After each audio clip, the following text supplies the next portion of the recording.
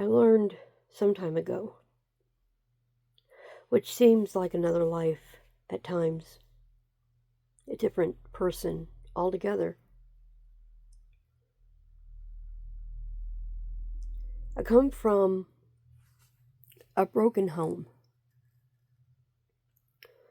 I come from a place where it was assumed it would have broken me. Who I am now, as opposed to who I was before, it may as well be an ocean apart. It may as well be someone else entirely because that's how I feel now.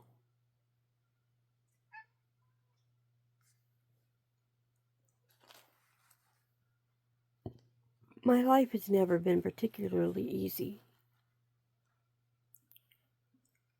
It's been at times horrific, challenging,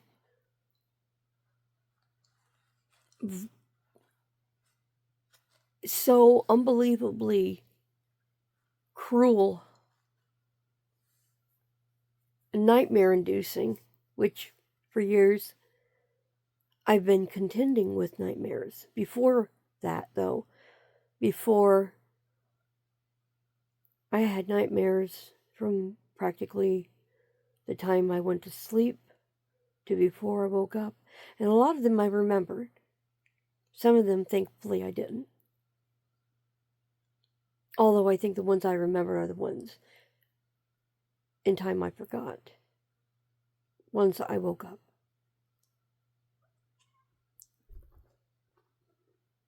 My life has been, for lack of a better word, hell.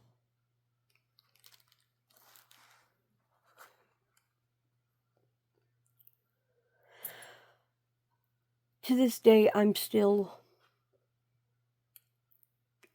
trying to make sense of how my life has been.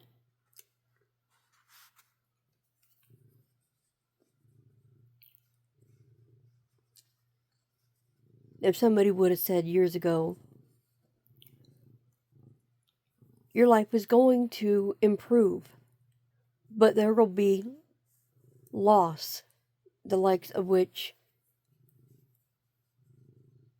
you may never get over. And that loss I will cover.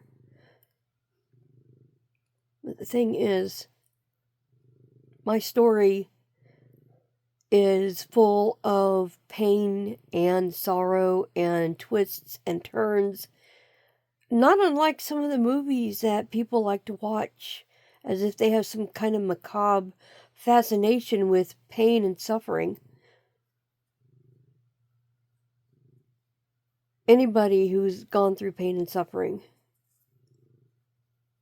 I wouldn't want you to live any part of my life. I wasn't wanted as a child.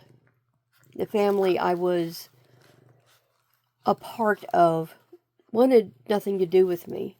And they made that very clear every day, 7 days a week. And things didn't improve for several years. It gradually became worse. See, the woman's first husband, he beat me daily if he could catch me, which I had to learn to be creative, to learn how to escape. And I learned. Not like I wanted to, but because I had to. I don't deal with stress particularly well because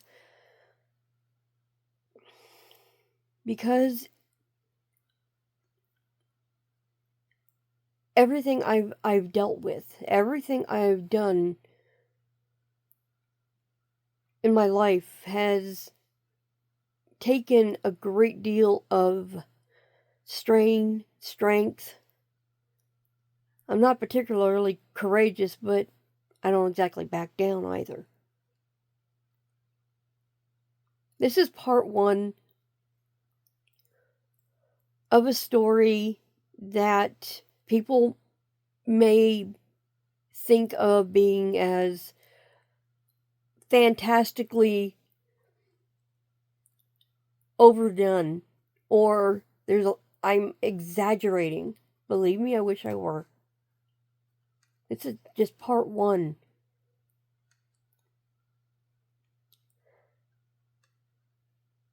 As a child, when you're a child, you have childhood. There's some who can look back on it and say, "Hey, that was my life. That's pretty good." I can't say that. Those words would be a bald-faced lie. My life was never good as a child, as a preteen, as a teenager. I've been in survival mode for years. I still have yet to learn how to live, not just exist, not just find ways of getting through each day. But there are a lot of people like me out there who have gone through something similar, if not worse. And I know there's a great deal of people out there, a lot. And the thing is, a lot of the people who have gone through all of this, they choose to forget. And if they can, they're that much further ahead. Even if there are subtle reminders or minute triggers, over time it does, the intensity does decrease of the memories. I'm lucky. Luckier, I should say.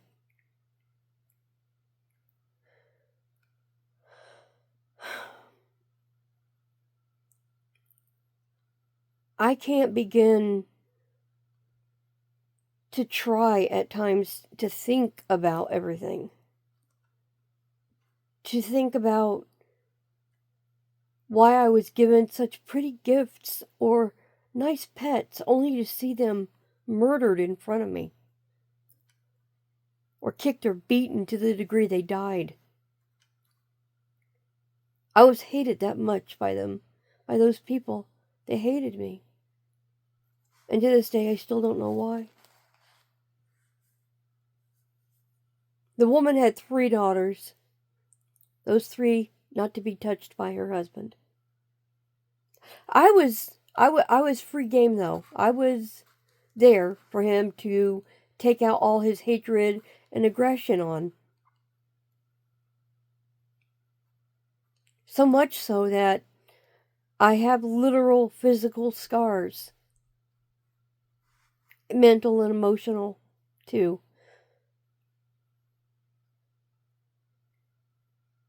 So I'm kind of a hot mess on good days and horrible, horrible on bad days. Takes little less than nothing at times to trigger me. To trigger a memory or the emotion that came with that memory. I want to forget. I want to not think about everything I've gone through. I can't think about it and not wind up in a puddle of tears and pain and wondering why. What did I do wrong?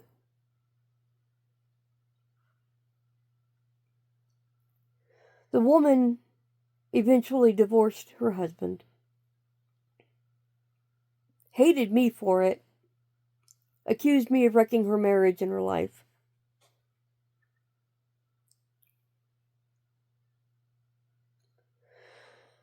But she went from bad to worse. She hooked up with a pedophile. I went to go live with her mother for a while. She took her other 3 daughters, but I was the one who wasn't wanted around. She was perpetually ashamed of me. Why, I don't know. Maybe it's because her husband beat the hell out of me. For no reason other than he was a hateful bastard. Of the worst kind.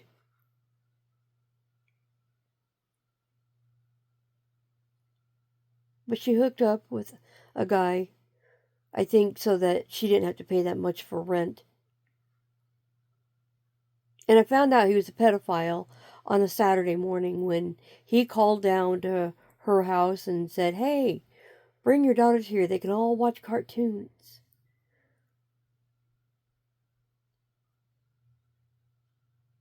Her other 3 daughters, well, 2 of them anyway, didn't. Her youngest stayed with her, and he settled me on his lap. What he did next would make anybody's blood run cold. He touched me. On my private parts, he touched me. His fingers went down my leg and into my underwear. And the second I felt him doing that, I got off his lap. He asked me why. I'm like, because I want to go home. I wanted to go home.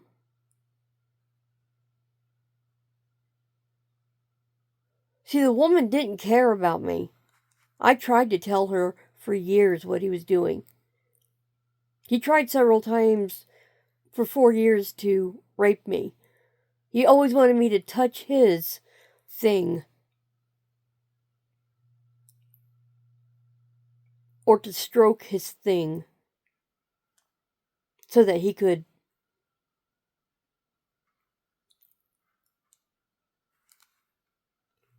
The older I got, the less I wanted to be touched by anybody. For any reason. I became hyper aware.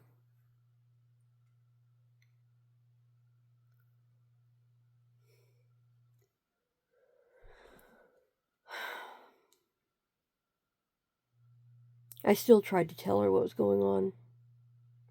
For years, he kept wanting me to go to his house. I would be going past his house, walking to the bus stop, which was 8 blocks away, and I walked that every morning.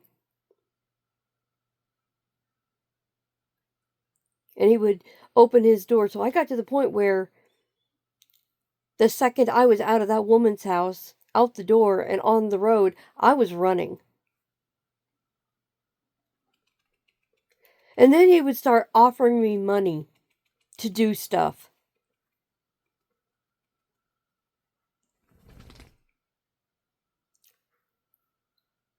See, when her 2 oldest were allowed to do whatever they wanted, and her youngest, I was the one left behind in a house with no food.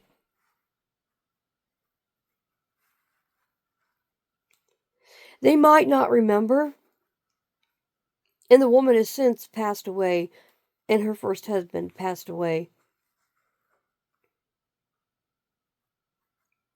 The bastard she hooked up with, the pedophile, he died of Parkinson's and Alzheimer's and other diseases, which rightfully hit him. He deserved to suffer to the degree that I know he suffered, and I'm not sorry. I was away at a Job Corps trying to finish my education so that I could get my diploma and get out of her house. But when I went back, he was dead.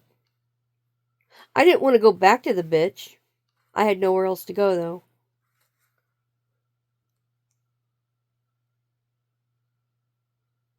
I spent a little over a year at Denison Job Corps. And I finished my education. I completed everything. got my diploma, I was finally done. See, she never cared if I went to school or what I did or where I went. I spent hours walking anywhere and everywhere. I learned how to navigate a city that was unkind and harsh.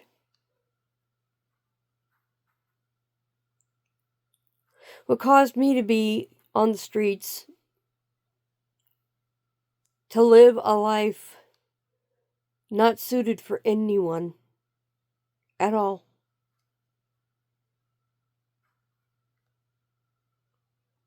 See, it finally came to a head. And this is before I went to Denison.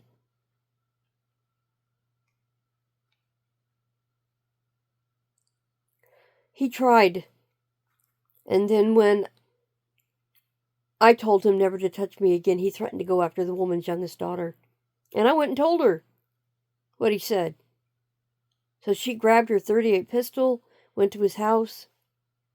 I don't know what was said by him.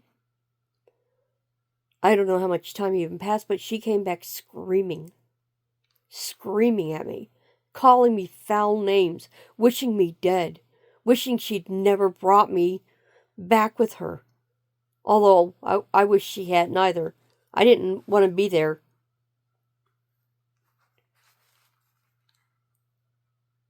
So she threw all my stuff, what little I had.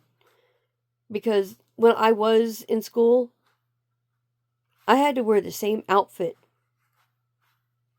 every day for a week before I was allowed to put on clean clothes or take a bath.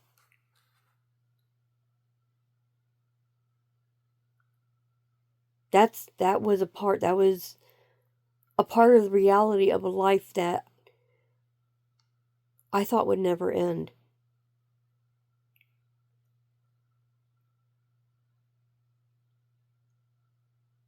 So she made my life that much worse. Because she hated me. Because she was weak. She was not fit to be a mother for anyone.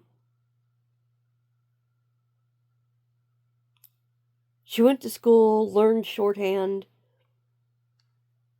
and did other shit. Although I can't really remember her all that well. Which is probably good. So that day, right after my 14th birthday,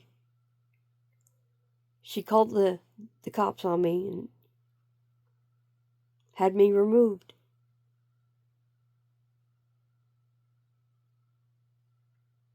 Had them take me to one of her so-called friends in Spartanburg, South Carolina. The woman that she sent me to was, for lack of a better term, a whore. The only thing she cared about was partying, going out and having a good time, even though she had 2 young kids of her own. So I was basically a free babysitter. I had to go by her rules, which were cruel and unbelievably inhumane. So I found myself walking the streets of Spartanburg in the trailer park that she lived in.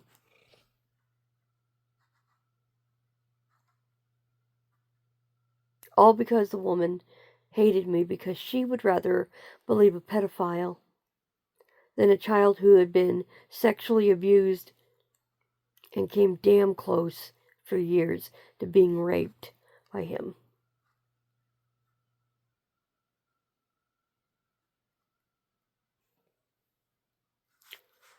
End of part 1.